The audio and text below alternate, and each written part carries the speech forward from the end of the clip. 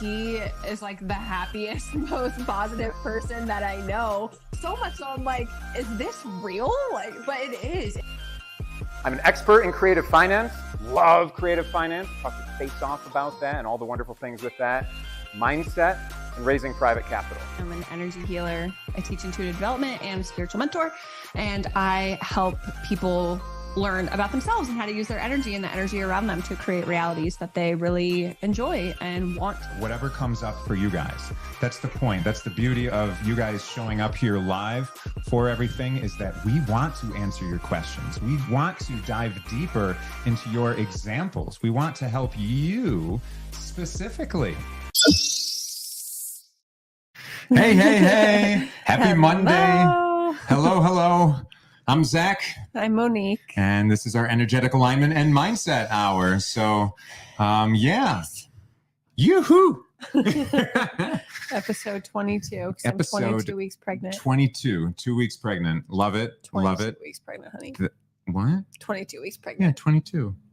22. You muted that first two. Oh, 2 weeks pregnant. Yeah, My she's belly working is- with a good belly here, right? Heck yeah.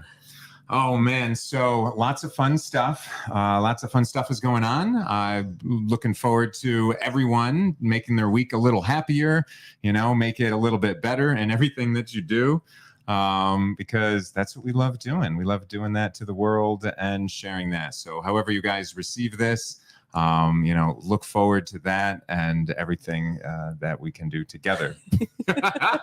So energy, it's just something that's all around, right? It's underutilized. It's kind of underknown. It's overlooked, but it's in everything that we do. It's in everything that we feel. It's whenever we're meeting new people around, you can always just feel their energy, feel whether you're a good fit with them or something feels off. There's even just someone today that I was interacting with.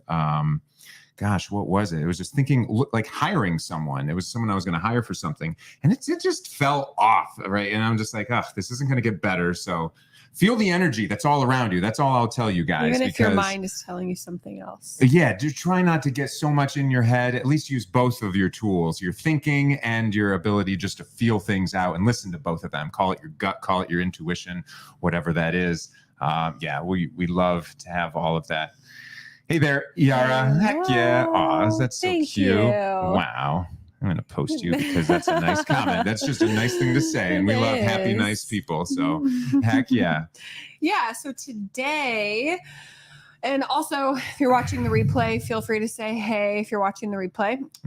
But today I wanted to talk about something that a lot of my clients have been experiencing lately. And if you're into energy, if you're into what's happening in the sky, you may have heard what's happening, but we're in Mercury retrograde, which we don't need to go into detail about that. It's just retrograde is when a planet looks like it's moving backwards.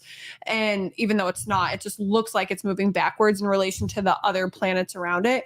So Mercury is in retrograde right now. Typically when Mercury does this, it brings up a lot of stuff that's ready to be addressed. It brings up a lot of our past shit that is like, hey, remember me? I'm still here and I'm ready to say hi and I'm ready for you to pay attention to me, because we as a species, we are the only species that we have the ability to sit there and just dwell on the past, right? So we also have this ability to repress our emotions. Interesting. Yeah, so that's an interesting. We're the only ones. Yeah, okay.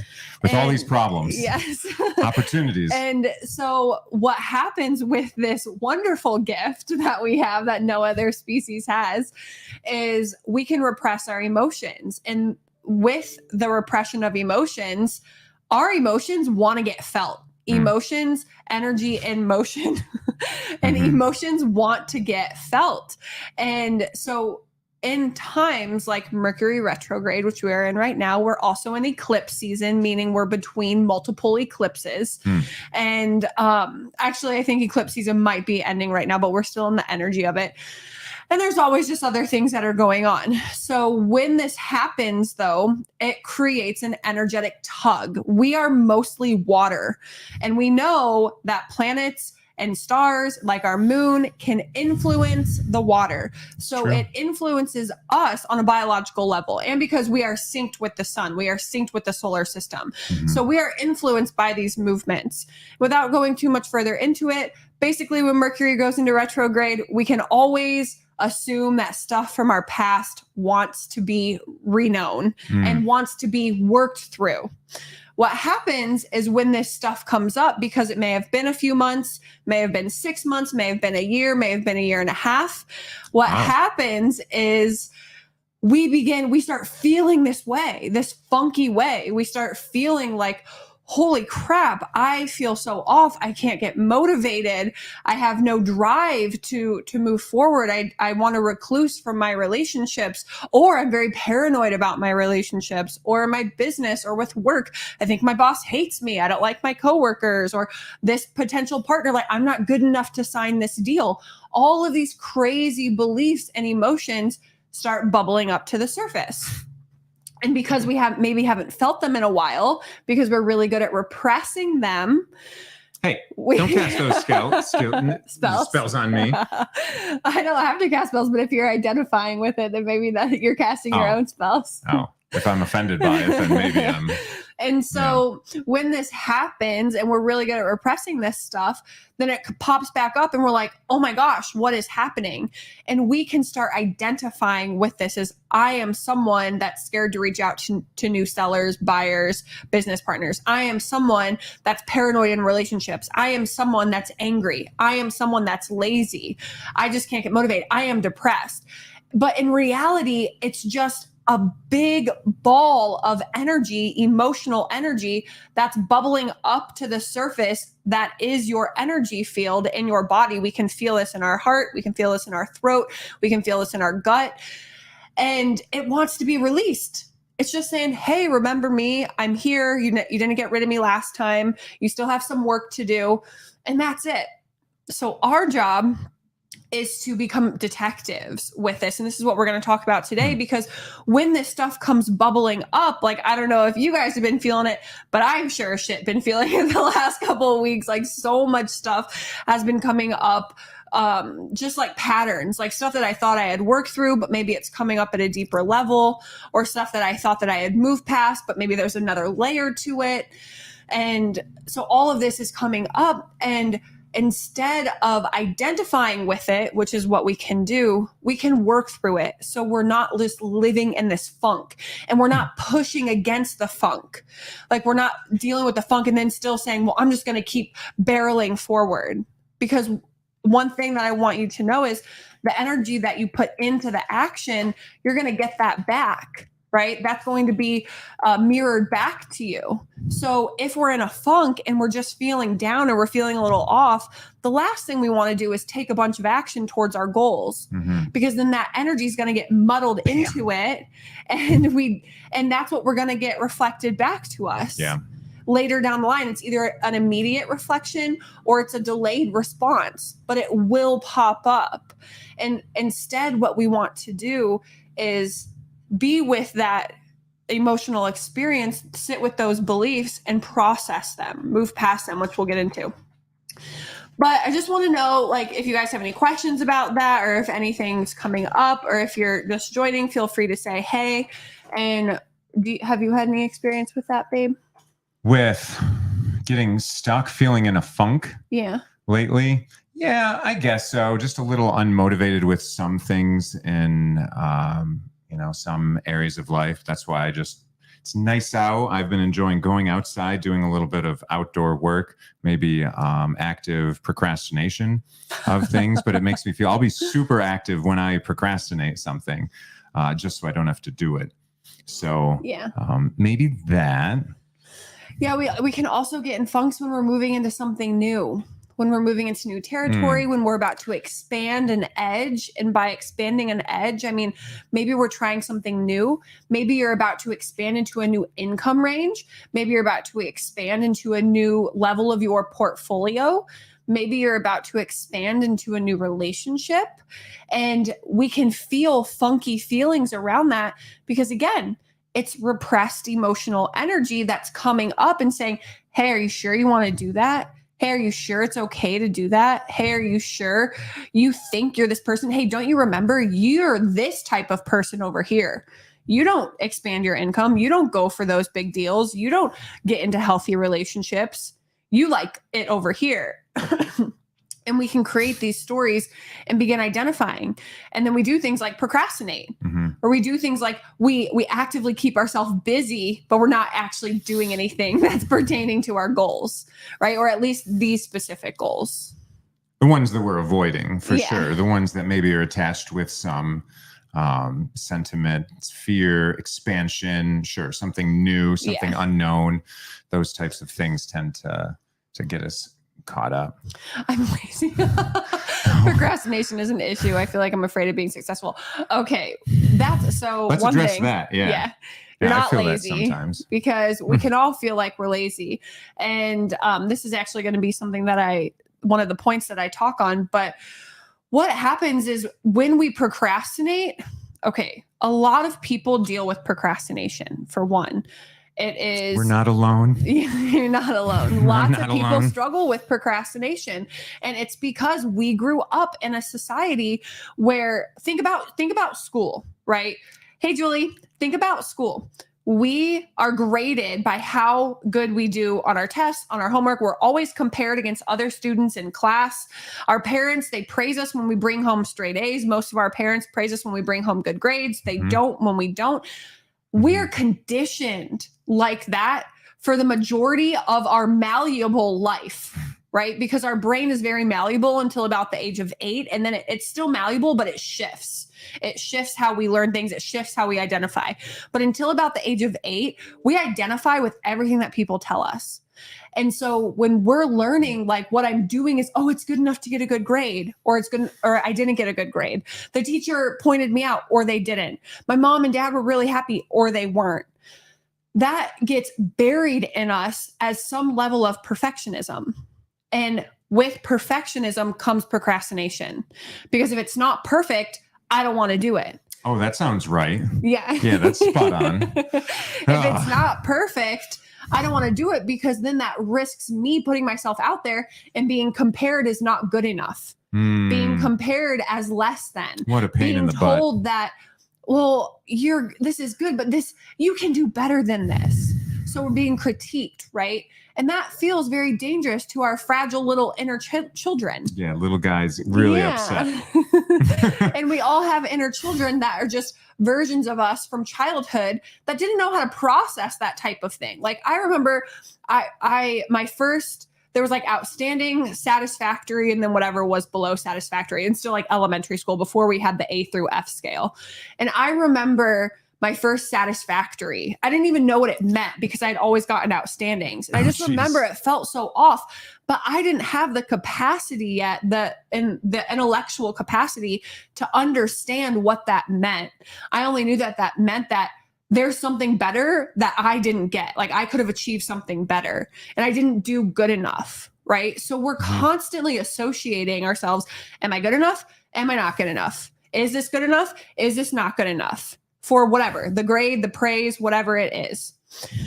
And that then transitions into adulthood as if this isn't perfect, because how many times, I know there were plenty of times when I was in school where I'm like, oh, I aced this test, or I did so good on this project, came back, I got like a C. Or it came back and it was like, hey, this is good, but you need to improve this, this, this, this, and this. And how many of us have experienced that in school? Where we've turned something in and we're proud of it, but then we get all of this feedback. We don't learn how to deal with constructive criticism in elementary school, in 7th grade, in 9th grade. We don't really learn how to deal with constructive criticism until college, but yet we're receiving it constantly through our childhood and early adolescent years. And what happens is we're taking that in as I'm not good enough. It's not just that this project needs some improvement, but it means I'm not good enough. Sure, that makes sense. Okay. Yeah. Interesting. And so then as an adult, that inner child that's still holding on to that because they didn't know how to process that. They didn't know how to work through that. They didn't know how to navigate those feelings. They're getting really loud now. Now that you're creating that new program, now that you're signing that new deal, now that you're starting a new job or starting your own business, now that you're entering that new relationship with someone who actually seems like an eligible suitor and not someone toxic.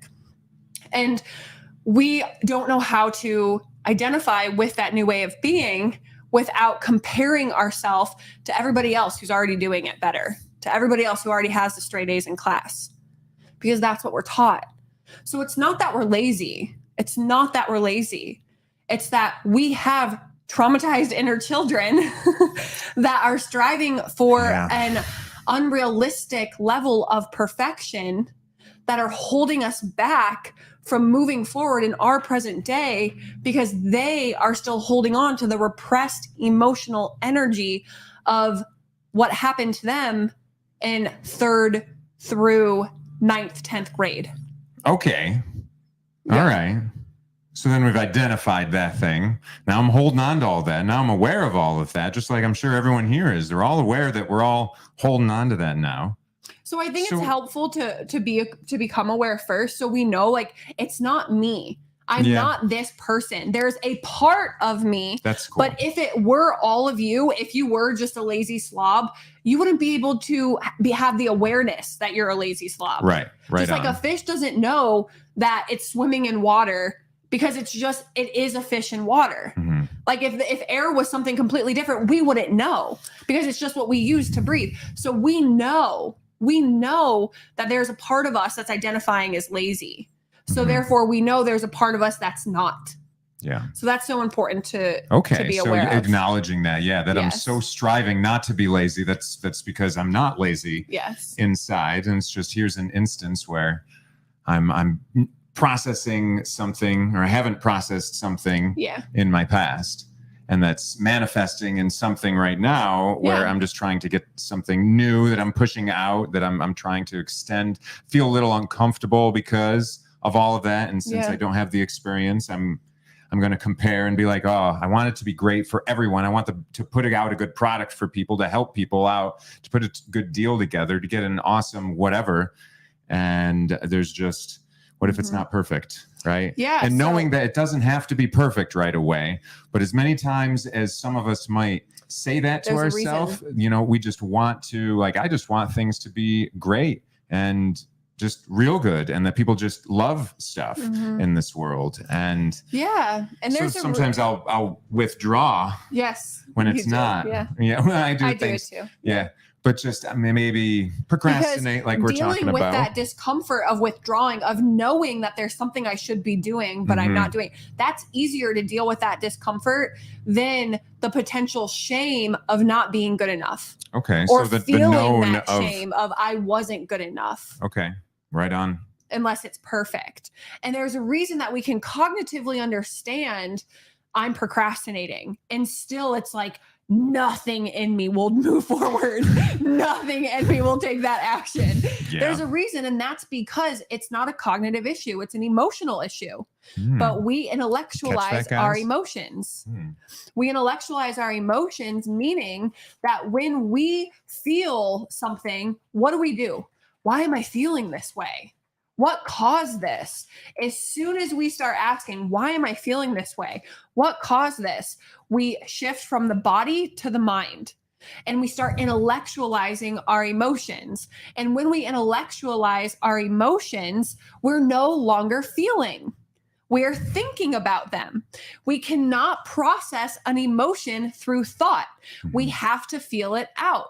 And this takes us back to childhood, where very few of us learned how to actually feel our emotions in a healthy, productive way. And instead, we revert to little kids and we yell, we name call, we storm off, we stomp our feet. But we run and we hide. We run and we hide, and we just numb out. We dissociate. We shut people out. We go to our room and slam our door shut. So we shut people out. We just don't talk about it. We sit there and we dwell on it.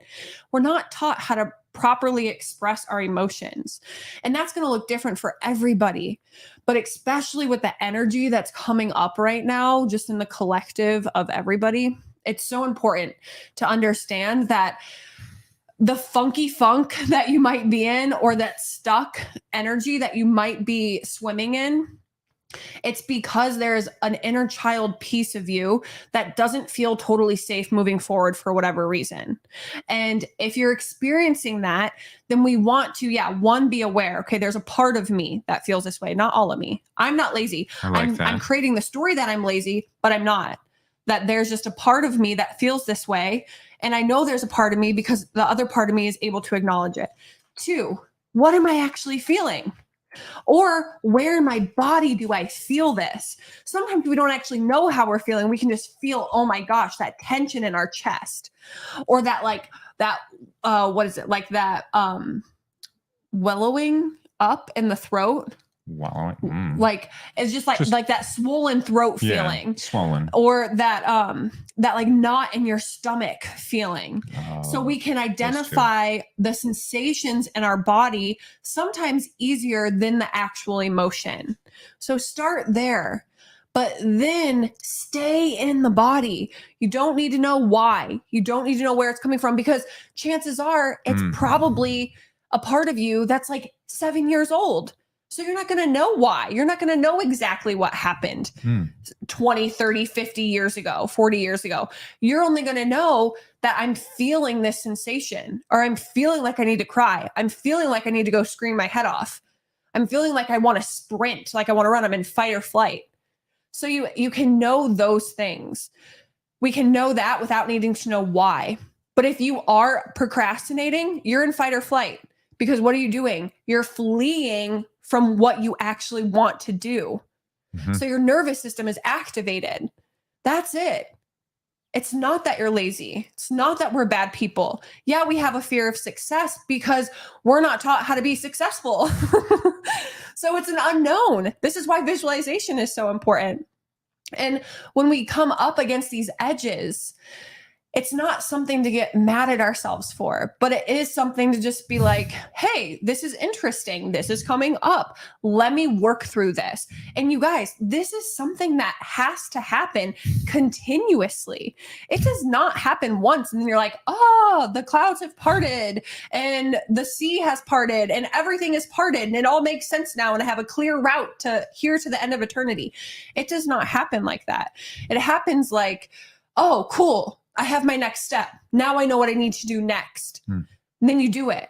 And then it's like a couple of days might go by. Okay, I have my next 2 steps. I finally got clarity on that. And then you do it. But it's when we sit in that sitting energy, that stuck energy, that creates more sitting, waiting energy. And then we're in a cycle of self-sabotage where we feel like we're procrastinating. We've created this story that we're lazy, so we're not doing anything. So we're creating more stuck energy, but we're getting pissed because there's a lot of stuck energy. We want to move out of the stuck energy, but we don't know how because we have so much fear. We're paralyzing ourselves from moving forward when in reality, you're just stuck in fight or flight. There's a part of you that's so scared of moving forward into the unknown because maybe they won't be perfect. Maybe it won't be good enough. Maybe they'll be compared to that girl across the room that they were compared to when they were in 7th grade. Or maybe their mom's going to say something about their report card again. Or whatever happened when you were younger, it does not matter. It just matters that it happened. And there's a part of you that is living in that space still. So we have to identify, okay, what's going on here? Tension in the chest, closing in the throat, knots in the belly. How does this want to be moved? This is where it's uncomfortable because we're not taught how to feel our feelings, but we literally move it. We have to move it. We move energy 3 ways: movement, sound, and breath. So we want to move it. So I think the most effective way is to scream in a pillow. Zach's heard me do this many times. To scream in a pillow, to punch the bed. You're not going to hurt yourself punching your bed. That moves so much fight or flight energy out of your body. Or just like, I just grab a pillow and go to town. I have a pillow fight with the bed, right? Because talking about our feelings is great, but we don't actually process the emotional energy when we're just talking about them. We actually create that. We continue that energy going and going and going. We create more of that energy when we talk about it. So let me know if this is making sense for you guys. Let me know if you're following still. Because when you're in a funk and this stuff is coming up and you're like, why am I like this? You're not like this. Stop identifying like that. For one, you are having an experience where a part of you is telling you that they don't feel safe. But okay? I'm not that thing. You are not that thing. Yeah, right.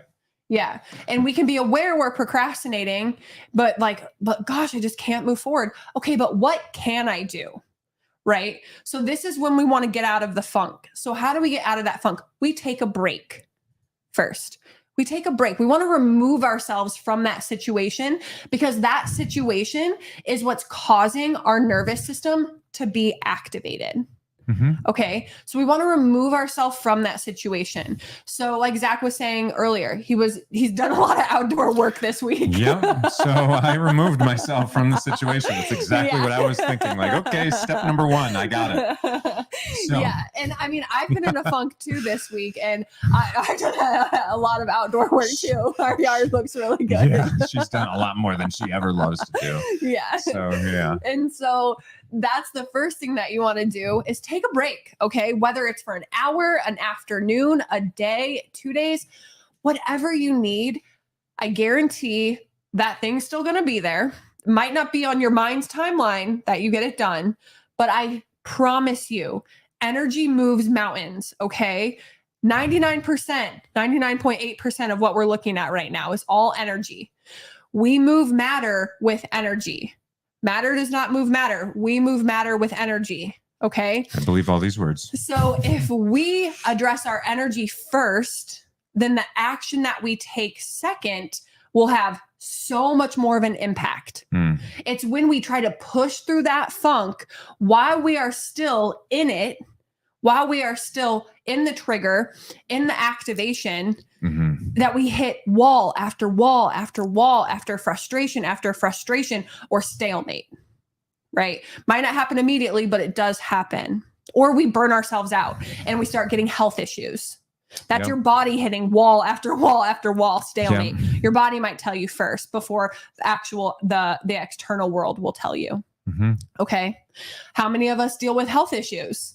That might be our body telling us, stop doing this, address this emotional stuff, address these repressed emotions, because that is what happens when we have a lot of repressed emotions, our body gets loud. Okay. So we want to take a break. So however long that is for you, give yourself permission to take a break. It is safe for you to take a break. Okay. I'll tell you, just in the couple days, I've been doing outside work, cutting down trees, lumberjack Zac. I like to play my own dialogue of what it's like for myself. No one calls me that other than me. Anyway, but it feels fun. And so it's changing. Yeah, she likes to watch. I like that.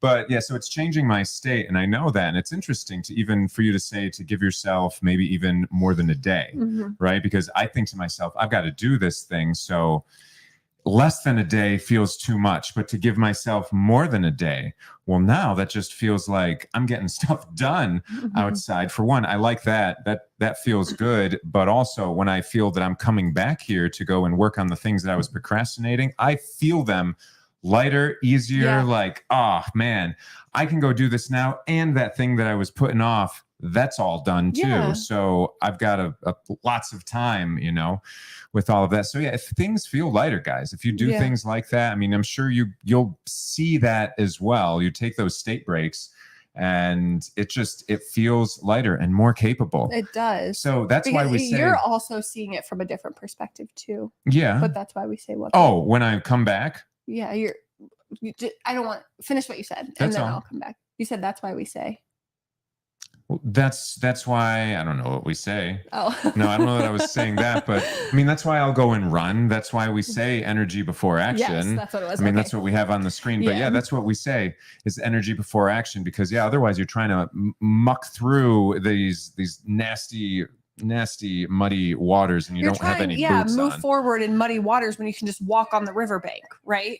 And no mud, right? How much easier is that going to feel? You can't see that, and you're just like, I'm trudging forward. This is the way. This is how I get there. Way. I have to be upset. It has to be hard for me. Yeah. Does it? It has to be a physical exhaustion struggle. It doesn't, right? No. But we're also taught that it is like that. But one thing that you were saying is you come back and it feels lighter because you are shifting your energy. You've cleared, so you're actually doing movement, you're doing work, you're doing physical labor, you're moving that energy out, and you're giving your mind a break, because when our mind is just focusing on something, if our nervous system is activated, if we're in fight or flight, or we want to procrastinate, or we're in a deep freeze response, and we're still trying to like think it through and figure it out, we're only going to come up with survival solutions. So we're going to be paranoid. We're going to be like, this isn't good enough. We're going to be like, I don't even know what I'm doing. This is stupid. Why? And we're going to have all of these very harsh feelings associated with it, rather than if you just give yourself a break so your nervous system can calm down and regulate itself. Then you come back with a fresh perspective. You've cleared that energy out of your system. And now you are a different person. You are a different version of you looking at that same thing. So you might have new ideas. You might have new perspective. Yeah, you'll definitely look at things in a different way. And I would say, you might ask, what should I do? Just ask yourself, what if you knew what to do? What would you want to do as your state break? You already know what you like and what you enjoy. And it's weird.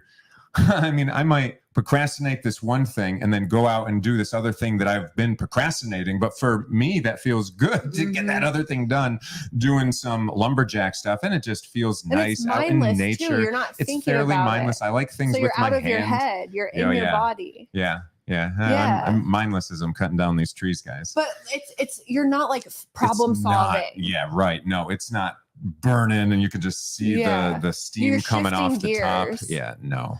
Yeah, Louise Hay is a wonderful resource. Yeah, wonderful, sun at the same time, because it's a nice day and it's like, oh, I'm getting a little FOMO and I wanted to be outside as an entrepreneur, but I like to be able to feel out things that I'm working on. Like I'm launching this course to teach people over 100 ways to find real estate with ease.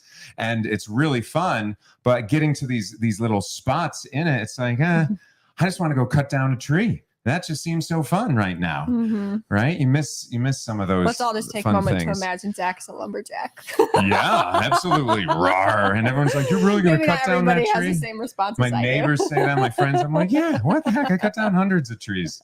It's fun. Yeah, it's fun to watch. If you need your trees cut down, bring them to Ohio. I will chop them up for you. Put them in the fire. Yeah, so taking a break is so important. And right on, Ryan. Yeah, it gives your mind a break. And Julie, you commented Louise Hay's, her books are wonderful resources. She was a Hay House author, and I started reading her books when I first got into my healing journey, and it really started bridging this gap between mind and body and our health and our repressed emotions and all of that stuff. And so, we want to take a break. We want to remove ourselves from the situation, get in a new environment. Okay. And this is helpful with if you are feeling frustrated by something, you're procrastinating something, you are wanting to binge on something, but you're not watching hungry. Netflix or there's just, you're doing something that like, you're like, why am I doing this? Why can't I get past this? Get away, get in a new environment. And then we want to become a detective. Okay. So before we start to like process those feelings and stuff, we can notice what beliefs are actually popping up here. Like, what is the belief that I have right now? What's like, the story that I'm saying about myself? What is the story that you've created? What's the meaning that you've given this whole thing? Okay. Like some people might say, I'm not good enough, or I'm just not cut out for this, or maybe this isn't for me, right? Or I'm never going to get past this. I'm stuck. I suck, right? Whatever we tell ourselves. Those sound right. You guys, you've never said that about yourself to yourself. I bet you probably have. I know I've heard that. Yes. Unfortunately, you admit to it, and then you can take away its power. Yeah, and Peggy, having your best work days in different environments, absolutely, because different environments stimulate different frequencies in our brain, and so we're creating new neurotransmitters. We have new creativity going on. So different environments are wonderful. It gets you out of your everyday routine where your mind begins to associate this room is associated with this behavior, or this lamp is associated with this emotion. And so when we get out of our environments, our mind has nothing to attach to. It has nothing to anchor. So therefore it's free reign. Right. So it's wonderful. It's a wonderful technique to use. Yeah. But we also want to understand, like, what am I making this mean about myself? That I'm a procrastinator, that I'm not good enough, that I'm lazy, whatever it might be. We want to recognize those stories and then notice, how does this story feel in my body? If it feels like crap, it's because it is crap. It's not true. So that's the first thing. I want to just pause there, because you might hear her say that a couple times. How does this emotion, how does this story feel in my body? And so somatics, right, is the word for it, in the body. She does a lot of somatic energy work then, and with her clients, and just getting people to be more aware of those cues that are in our body, that, like she was saying, your throat's kind of closing up. Maybe you might experience that if you're going to cry about something, or a knot in your stomach. But just noticing those things, because then I tell you, if you can start to notice that, then, like she says, you want to move that energy to somewhere else. Once you can move that energy, that stuck feeling, it just feels lighter, and it doesn't feel like it's really there. And you're just like, all of a sudden, like a little light wash over the face, and you're just like, okay, what was that thing? I don't know, but I'm going to go attack this thing right now that I was putting off, because it's not that big of a deal. And I know I'll feel so good on the other side of it. You just get to this neutral state of lightness, of all of that, where, yeah, you can just get that thing done, and then you know that you're going to feel good. If you're feeling this good right now, you're like, oh, I'm just in a great mood to go attack this thing, right? So, but she'll teach little ways to hack your body so that you can get in that great mood with things. But the first thing is being aware of those stories and everything that you're feeling in the body when that story is playing, right? I forget who said this quote, but it's the quote, until we bring the unconscious conscious, it will rule our lives, and we'll call it fate. And I think it might be Carl Jung that said that, something like that. And it's so true. That's why self-awareness is so important. And these beliefs and these stories that we tell ourselves, we have to become aware of them. Otherwise, they're going to continue to identify us. And then we're just going to say, well, this is just how it is. The stories of, you're too lazy, you can't do this thing, it's not for me, I'm not good enough, gets frustrated, I'm not worthy of this. We both get frustrated with each other, because we can see when each other we're in like one of those sabotaging funks.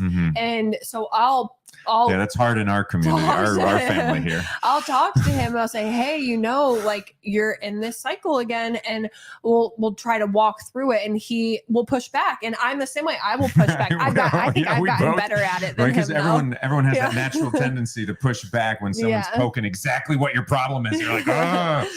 But that's what we'll do is we will Mother's Day gift. That was really sweet. I cried. It was Mother's Day yesterday. It was her first Mother's Day. So we had to do some fun things. Yeah, we just got our ultrasound on Friday. And so to have some videos and photos, he went and got them in a little photo frame collage and gifted it to me. Yeah. It was really sweet. Do something for your mothers and your baby mamas. Baby mamas.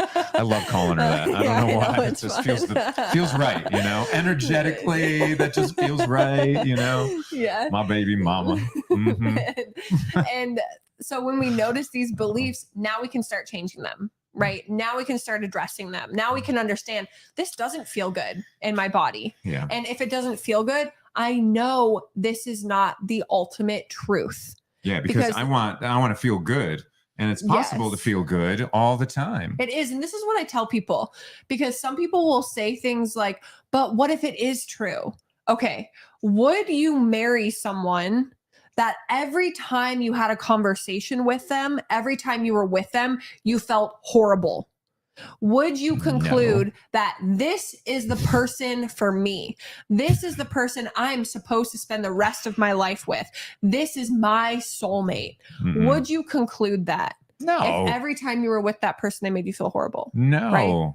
So it's the same thing. We are in a relationship with our thoughts, but we hold on to our thoughts, and we say, this is my end game. This is the end zone for me. Yeah. This is my the excuse rest for of my everything, life. the good enough. I put this on a pedestal. That's what it is every time. And we say like, Gets this a little belief higher. is the rest of my life. Like I'm in a relationship with this belief for the rest of my life because it's true for me. This always happens to That me. person Good things is never happen not to your me. true partner. That person is not your true partner in life if they Yeah. make you feel horrible. Yeah. We trust that. We trust our ability to spend our life with someone that makes us feel uplifted and happy and joyful and optimistic and hopeful and believes in us, sometimes more than we believe in ourselves. And yet we don't trust ourselves enough to play that role with our beliefs. And we will tell ourselves, oh, well, this belief, this is true for me. I have to be in a relationship with this belief for the rest of my life. Yeah, we defend it's not that. true. Man. And we fight for those limitations. That You would sucks. not fight for a partner who makes you feel horrible every single time you were with them. But we fight for our limitations. Aw. And so I'm going to invite you guys to become aware of those beliefs and start pushing back against them. This is not true for me. This is not the relationship I want to be in for the rest of my life. And just like you would go and you would date new people once you broke up with that person, you can date new beliefs. This belief feels a little bit better. I'm going to practice thinking this belief, meaning I'm going to go on a date and get to know this person. You don't know everything about that person after your first or second date. You're not going to have this belief locked in after the first or second day of believing it. That's fair. It's a practice. It's an engagement. Yeah. It's a conversation with yourself of what do I want to believe? What feels a little bit better? And then from there, maybe you'll graduate to the next belief. Like maybe you went on a date with the next person. You're like, okay, they're okay. But like, I feel like there might be something a little bit better. Like I don't fully feel like this is it. Right? So then you give the next person, you're like, okay, this is it. Like, oh my gosh, this is this. I can grow with this person. I can evolve with this person. I feel so good with this person. Ooh la la, this That's person. that belief. So then the next belief would be this belief that makes you feel very empowered, that gives you room for growth, that gives you room to believe in yourself more deeply, right? It's the same thing. But first we have to acknowledge what beliefs we're allowing to be ourselves to be in relationships with and how they're impacting us on a regular basis. And then we have to break up with them and start dating new beliefs. And through this process, you can get yourself out of a funk with this way too. When you take a break and then you pay attention to that story, then you can say, okay, this story doesn't feel good, but it's attached to an emotion here. So then that's the third step is we want to get our mind off of the belief and start feeling that emotion. So we want to feel it. We want to process it out. Okay. So however you want to feel it, however you want to process it, I'm so glad, Peggy, however you want to feel it, however you want to process it, how does it want to be felt? We all know when we want to scream. We all know when we feel like crying. Sometimes I'll feel like crying, but I can't cry. So I'll like call my sister and I'm like, hey, I just feel like I need to cry. So can I talk to you for a minute? And then within 2 minutes, it's like waterworks. Or I'll talk to him and I'm like, I just feel like I'm going to cry and I'm not sure why. He's like, okay, what do you need? Yeah. I'm like, can you just sit here and like watch me cry? And I've learned, Watch me cry many tears. So for a guy, it's always like, do you want me to fix it or do you want a hug? Yeah. Like, You just know, give do me a you hug. want some? Okay. Yeah. All right. Yeah. And Learning those things is very useful, and to be able to sit in her emotions Yeah. and make time for that. Yeah. You know, as a couple. Yeah, and so we want to. That's funny. So we just do it for each other. So you have me, and so we want to like be able to process our emotions is what I'm saying. So whatever you got to do to feel that. Sometimes with men, it's more aggression that they want to get out. So him going out and chopping stuff up in the backyard, Yeah, that he's feels nice. moving that aggression, that more aggressive energy. Whereas with women, we might not go start chopping things up with an axe, but we might go and scream into a pillow because we're a little more vocal than men. And so we can play with our strengths and play with how we want to feel this energy, but it is a practice. And all you can do is just start. So if talking is what you need to do to move that energy in your throat until you start crying, let yourself cry. Or maybe you need to go and you scream, let yourself scream. Maybe you just need to shake. You're so mad. You're just like, do it. Just do it. Yeah, go run, go punch something. Go to the gym. What we were talking about just last week on our call was to accept those emotions, validate those emotions, say it's okay that I feel this way right now. Don't say, oh no, I'm not feeling this way, because your body's going to say like, oh no, yes, you are feeling that way. Like, excuse me. And then, so you're not going to be able to reprogram yourself. Debbie, you're not going to be able to get out of your funk in that way, because you're lying to yourself in that instance. And so you wouldn't want to date someone that's lying to you either. So you're going to dump that person right away. Right. So that's not going to work. So check that out and watch that whole thing about that. But yeah, it's accepting it. It's leaning into that emotion that you have, that thing that you're feeling. Say, okay, it's all right. I see you now. So it's first, I see you, and then say, okay, it's all right. It's okay that we're both here. Right. But then just, you can acknowledge and say, well, but now it's time for you to leave. Right. Like, and it's like, we're both here. Like, we're both here, and I can feel that you want to leave, so I'm going to let you. I'm not going to hold you hostage here anymore, because that's what we do. We hold our emotions and our beliefs hostage by repressing them and by trying to just get over them. But in reality, they are like a person wanting to leave the room, and we're like blocking them, like standing in front of the door, like, where are you going to go? Which way are you going to go? Like, I'm not going to let you You're go. part of my life. Even though you're like, you're making me miserable. And they're like, okay, let me out. And they try to leave, and you're like, wait, where are you going? I'm not going to, nope, you can't get the door handle. They're like, what? You're crazy. Let me out. And then we start to feel crazy, because our emotions are like, hey, I'm here, but I'm here to be felt. I need to go. Our beliefs, they're not meant to just stick with us for our entire life. Otherwise, we'd still be associating as a 2-year-old. We are meant to grow and evolve. Right? That is what's meant to happen. And so when we can start acknowledging, like, oh, this really heavy emotional experience is happening in my body right now.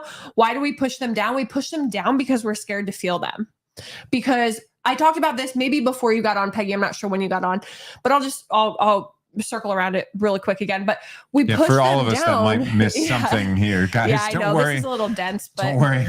But I'm here to slow things down a little bit and help you guys out, but and learn it myself more. Yes. Yeah. Peggy, you got the anger out and you sobbed with your trainer. It felt great. No, don't apologize. No worries. If it's coming up, it's coming up. And so please. What happens is we're afraid to feel these heavier emotions because, one, they're uncomfortable, and we learn at a very young age how to process our emotions watching our parents. How many of us can say that our parents were really, really good at processing their emotions? No. Or how many of us can say, I remember my mom used to scream her head off, or my dad would leave the house, or maybe there was no emotions. My parents just didn't talk about heavier things. My dad would bottle it up, and then all of a sudden it would just come out like, oh, who are you right now? Yeah. Wow. I'm a little angry. I guess I pushed too far. Yeah, exactly. And this is what happens. So our first example of how to process emotions is modeled to us by our parents. Yeah. And if so that's what you were talking about in the beginning. Yeah, with everything. When that's like, so then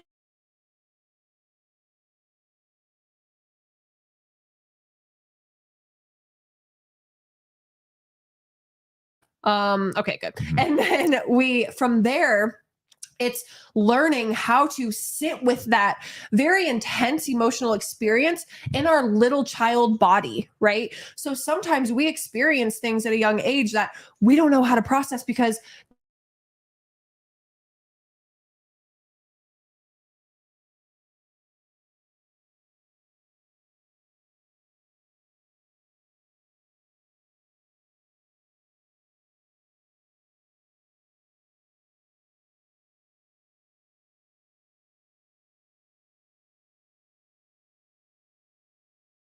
swirling. Okay, we're back on.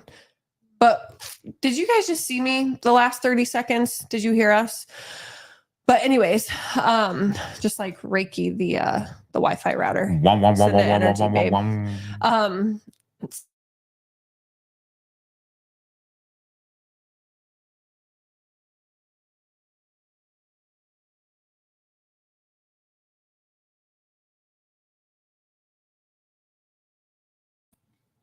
Okay, we're back.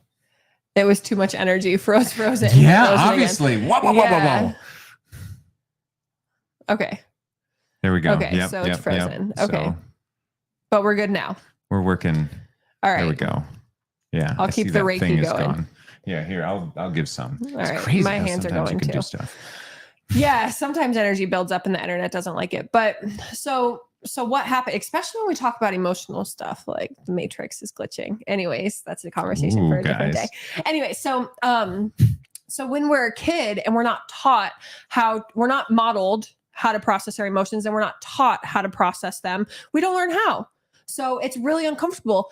And when we're screaming and we're crying and we're yelling, what do our parents say? Be quiet or I'm going to give you something to cry about.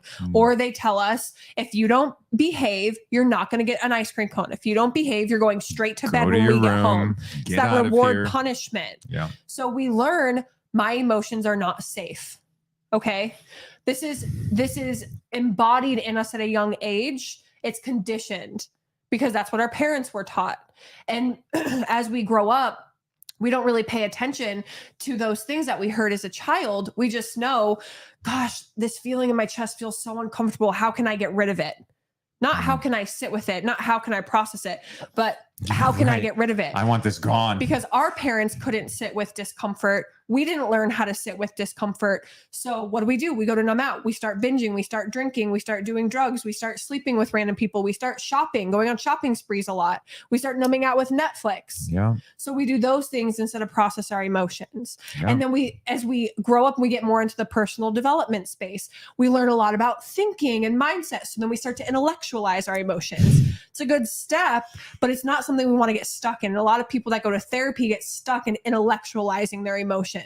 We have to use the body to feel them because emotions have to be felt. They can't be thought out. Does that explain that, Peggy? I hope that explains it for everybody else too. Hey, that explained it a lot better for me too. Yeah. Yeah. And we feel stuff come up through things like boxing and yoga, or even if you're if you're with someone and maybe you kiss them and you feel something come up, or if you're on a walk or you're just sitting there and all of a sudden you feel like you're going to cry, because sometimes that's when the body feels safe enough to finally release that emotional energy. And sometimes we're just like getting so worked up, or maybe you're in yoga and your body's finally relaxed for the first time in a while. So you can cry, or maybe I know I used to cry at the end of yoga classes a lot, or maybe if you're like boxing and you're all worked up, it's triggering that fight flight energy. So you want to get the rest of that out. You want to process the rest of some fight flight energy that's just been kind of stagnant in the body, which then might lead to crying because that's another release. Right. And so after you move that initial energy, that's when we want to do something nourishing for ourselves, because sometimes we will cry after a really big release. And that's the body calming back down. We might shiver. Have you ever shivered after a really intense cry? Or kind of shook a little bit after a traumatic experience? That's your nervous system trying to calm back down, trying to get back to its regulated state. So we can do something nurturing for ourselves, like being held. Think about when you're a baby, when you're crying. You want to be held by your mom, being held by a friend, held by a partner, holding yourself. Maybe we don't have someone to hold us, but we can hold ourselves, and just hugging yourself like this, just hugging yourself with just you can put a hand right by your elbow, or just kind of wrap your arms around. This helps calm your nervous system. This helps soothe your nervous system. You can do things like I have a stuffed koala, and I bought it 6 years ago when I started my healing journey. And I love my stuffed koala, but since I met Zac, it's just gone on the nightstand. I used to cuddle it, but this past week I've been cuddling it because my inner child, lots of repressed emotions have been coming up this week, and he's really supportive of it. And so I will just cuddle my stuffed koala at night. So you can do something like that. Do something nourishing to get you out of the funk. So yeah, I'm going to start hugging myself more. When's the last time you've given yourself a hug? Right. And just embrace yourself and just love yourself. Whenever I get really angry and then I cry afterwards, I always hug myself again, and I rock back and forth, and I just soothe. That's soothing. It's soothing to your body. Yeah. He took place for my koala. He's my koala now. Absolutely. Yeah. Yeah. So all of this to say, I just want to recap these steps real quick. So when you're in a funky space, or there's some stuff coming up, right? We want to take a break. We want to give ourselves a break. Give yourself permission to remove yourself from the situation. And then we want to notice the stories we're creating. Okay. And then we want to notice what emotion is attached to these stories. So if I'm telling myself that I'm a failure, I'm telling myself, what's the point of doing this? Or I'm telling myself I'm really scared, I don't know what I'm doing. What's the feeling there? I feel frustrated. I feel angry. feel sad. I feel hopeless. Mhm. So then we want to connect with the body and figure out, okay, how does this want to come up? Do I need to cry? Do I need to yell? And that's just kind of trusting your body's impulse. And that's the part that's going to take some practice, is getting familiar with your emotions again. And this is what I do with a lot of my clients. I refamiliarize them with their body. I help them connect back to their emotional energy so they can process it out and then connect to that new higher elevating energy that they want to experience in their life, because that's how we're attracting anything in our life, is through our energy, and our emotions are the most powerful. And then we want to do something nourishing. We want to give ourselves that hug. We want to go out in nature. We want to take a bath. We want to get a good rest, like take a nap or get a good night's sleep, drink some water, make a healthy meal.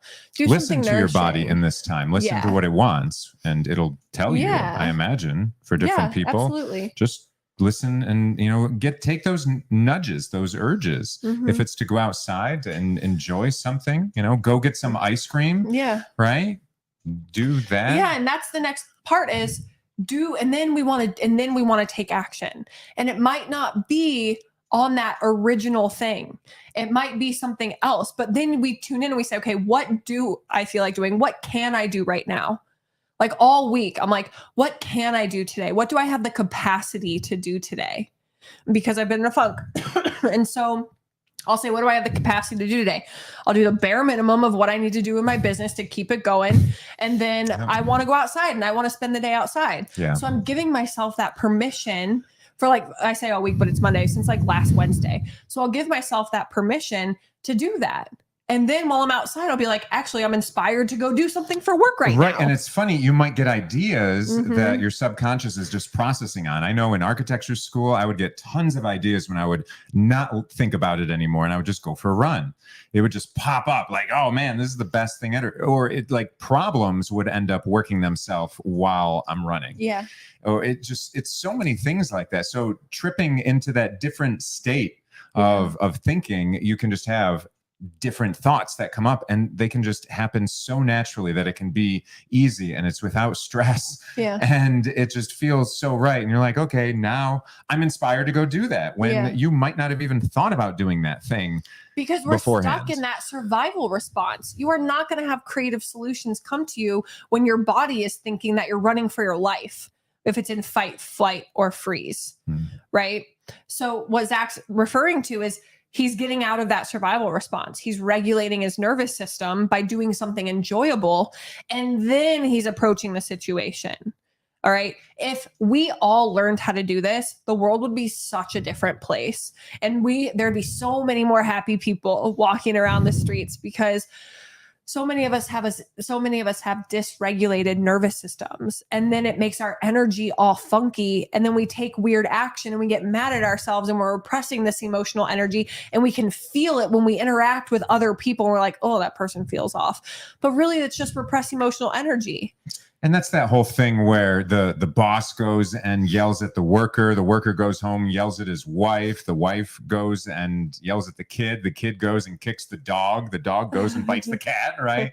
And then maybe there's a gerbil after that too. I don't know. But it's that idea that that energy just keeps passing along. And so if you don't clear things up ahead of time, you're just going to be taking all this action. It's like, I didn't really want to do that. None of those people wanted to kick the other person that was saying. They just, someone had a bad day and it presented to them that way. And so they're just like, now they didn't know how to deal with that emotion. They were just modeled, this is what I'm going to do. Yeah. So they then model that again to something else, someone that they can pick on. Yeah. Right. And take it out on. So those types of things can happen, and you can get into these downward spirals, but instead let's get upward spirals. Right. We can stop the spiral and go up. Yeah, absolutely. Feel that happiness. Go forward and say, hey, I got this thing done today. I would love to hear some people next week just say, hey, I got on in the last week. I got this thing done. I'm real excited because it's Monday and I took action and did something already, whatever that thing was, And that's the thing, is when we're in that funky space.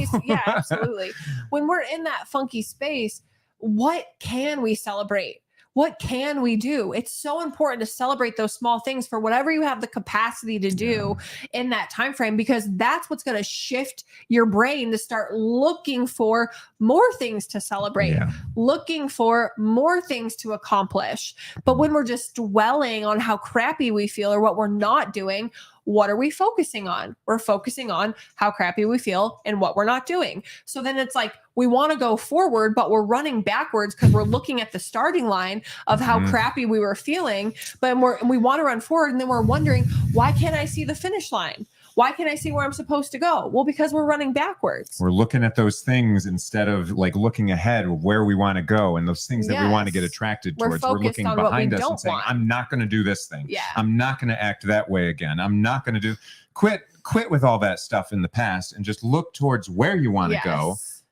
And go get that thing and surround yourself with other people that are like, yeah, I want that thing too. And I'm going to help you do that thing. And I know it's not always going to be perfect, everyday happy, but I got you on those bad days, right? Yes. Yeah.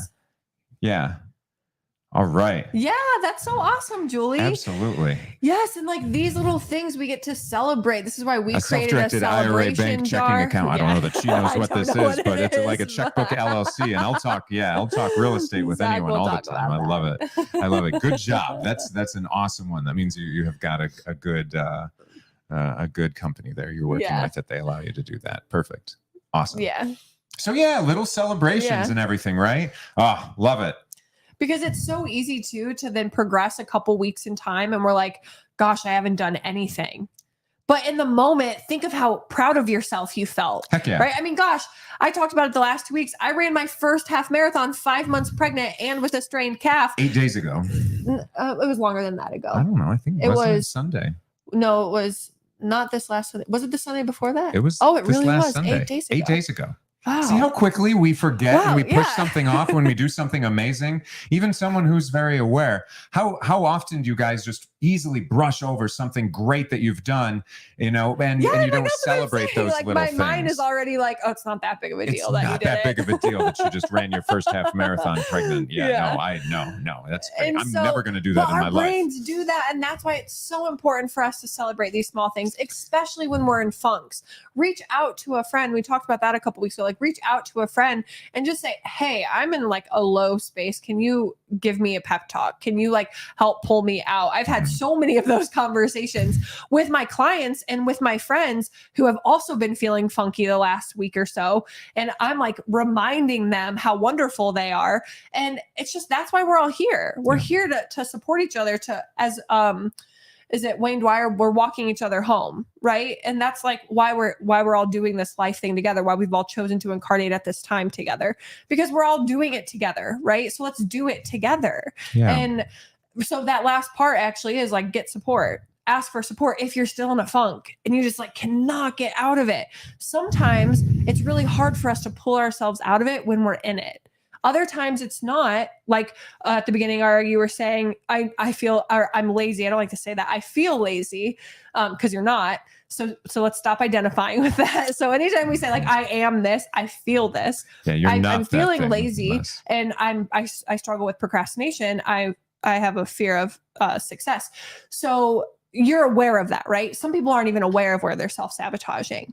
And that's a conversation for a different day. But bottom line is just, if you're feeling funky, you're not alone. It happens and it's going to continue to happen. But let's all pull our tools and our techniques and our tactics together so that we can get ourselves out of it, because we're not meant to live there. And we're not meant to push forward in that energy either, because that's not going to be the most productive way to move forward. No, there's an easier way, guys. And that is just connecting with your inner child and feeling those emotions, even though it's uncomfortable, but it gets easier. And then we get to feel good. It's not all about like crying your eyes out and screaming. It is about feeling good and focusing on things that are pleasurable and playful and doing things that you enjoy. I am aware of it, but started to finally step past it. Yes, that's wonderful. Thank you so much for this amazing time. Fortunately, no worries. We are finishing up. So and it doesn't Yara. matter how long it takes for you to move forward. You're doing it. Mm-hmm. You're moving forward. It doesn't matter if you're inching your way forward. Forward is forward is forward. Heck yeah. And on that note, we've got the rest of the night for some people in the rest of the country, but it's 8 o'clock here. So we've got to sign off. It's almost time to go outside, clean things up. We love you guys tons. Thank you so much. Absolutely. At any time, reach out to us if there's something you want us to talk about or topics, or if you've got a question or something in your life I mean, literally, these are the things that we love doing. So how often we do these podcasts? Every Monday, same place, same time. Every Monday, 7 p.m. Yep, Eastern Standard Time. Absolutely. So yeah, bring some problems here. We'll love to do. I mean, or seriously. celebrations too. Yeah, celebrations too. All of that, absolutely. But bring them all here because we love just having people and helping people out. So we're glad to have you here. So awesome. Go have a hopefully great. we'll see you guys next week. Yeah, absolutely. Lots of fun. Have a great rest of your week. Great night. Hopefully this gave you a good to start the week off with. Yeah. Go get it. Go cut down a tree. Yeah. Got it. Got it. Bye.